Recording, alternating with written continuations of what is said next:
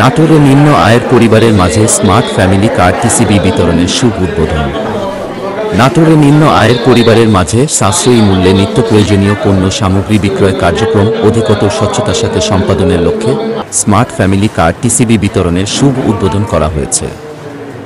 আজ বৃহস্পতিবার দুপুরে নাটোর পৌরসভা কার্যালয়ে বাণিজ্য মন্ত্রণালয় ও নাটোর পৌরসভার বাস্তবায়নে নাটোর পৌরসভার 9টি ওয়ার্ডের ৩৫-৮৯ জনের মাঝে স্মার্ট ফ্যামিলি কার্ড টিসিবি বিতরণের শুভ উদ্বোধন করেন নাটোর সদর ও নলডাঙ্গা আসনের এমপি ও জেলা আওয়ামী লীগের সহ সভাপতি শফিকুল ইসলাম শিমুল।